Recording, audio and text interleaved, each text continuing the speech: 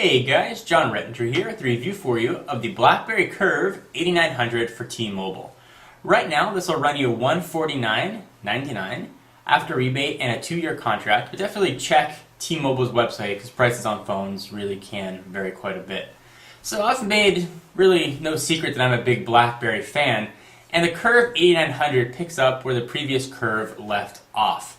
It does have a lot of cues from other Blackberry devices, and I'll show you those in just a minute. It does have a full QWERTY keyboard on the front, a 3.2 megapixel on the back, and it is quad-band edge. There is no 3G on this device, but it does have Wi-Fi and GPS. Both are welcome additions. So first let's start with the keyboard. The keyboard is your very typical Curve keyboard, and I'll zoom in a little bit so you guys can see exactly what it looks like. See my big mug right there? It's a very nice, easy to use keyboard with a very decent amount of tactile feedback. It feels just like the old Curve keyboard, but even a little clickier, if that makes sense. So when you type, you really do know that you're hitting a number, you're hitting a letter. You're really not wondering left what you're hitting. You really have a sense of what exactly that is. And the keys are spaced apart, so there's not that much overlapping. The keys are small and it will take some getting used to, but once you do, you should be typing away with really little difficulty. This is a different keyboard than the keyboard that's found on the Bold. Those don't have any spaces between them. These kind of have the chiclet feel that the last Curve has, and I'm a big fan of it. I love the keyboards on the Blackberry. So this takes some cues from the Blackberry Bold and uses the new operating system.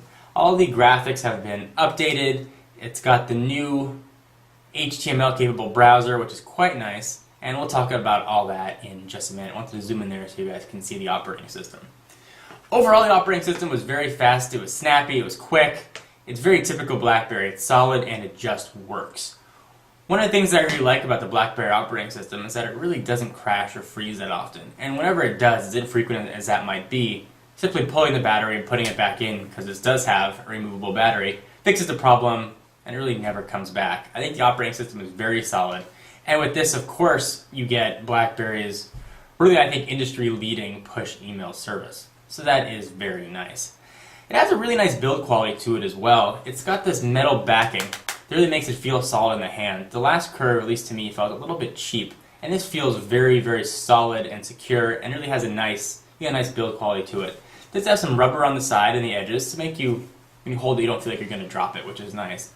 Although, if you do drop it, you're really going to end up in a world of trouble because I've seen these fall. If they fall just in the right place, like most phones, you're going to end up with a cracked screen or, even worse, a broken device. These things are not meant, any phone really is not meant to be dropped, so I definitely recommend investing in a case. It does have a built-in MP3 player and video player, which aren't the best, but they are good for a Blackberry. And if you want to take advantage of either of those, you can use the 3.5mm headset jack. So, things I do like about this device: build quality. Blackberry's finally updated the browser. Although it's still, you're not going to get a browser experience like you get on the Blackberry Storm. You're not going to get an experience like you get on the iPhone or the G1. But if you are a Blackberry loyalist, you are going to get probably one of the best Blackberry browsers that is out, second only to the Storm. So one other nice thing that Blackberry and RIM in particular did with this device is they took some more cues from the Storm. They added 2 buttons on top here, on the very top of the device. The one on my left side here lets you lock the device. You push that, it'll lock it. And if you hold down the button on the other side, it'll put it into standby. Both handy shortcuts. When I used to use Blackberry, I used to always have to map the lock button to the side function. That's always what that was for me, but now I can use that for something else. Camera, or any other function that I like. I also do like the trackball in the middle. I think it really is a nice way to navigate, and I'm happy that Blackberry switched from the scroll wheel to the trackball. So, some of the negatives about the device. This actually has some of the weaker signal strength that I've seen on any of the phones I've tested, and as you guys know, I do test quite a bit. I don't know if it's the radio in here or the fact that it has a metal back is blocking it from transmitting, but my edge signal has not been very strong, and this may vary by location to location.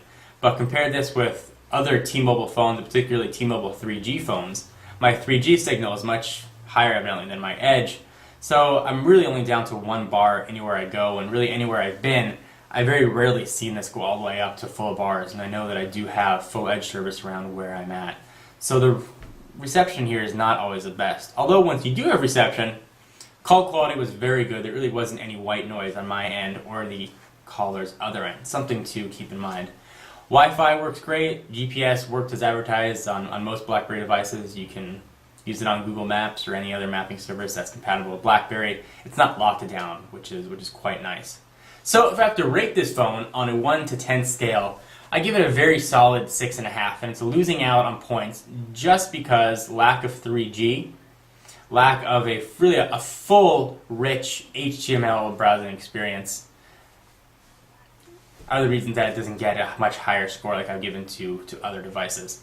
But if you do like BlackBerry and you don't need 3G and you just want something for great email and a decent web browsing to make good calls, this is a very, very solid option, and I can certainly recommend it if you fall into that demographic. Anyway, this is John Rettinger with a review for you of the BlackBerry Curve 8900. For exclusive content, be sure to follow me on Twitter, twitter.com/John4Lakers. And I'll see you guys in the next video. Bye-bye.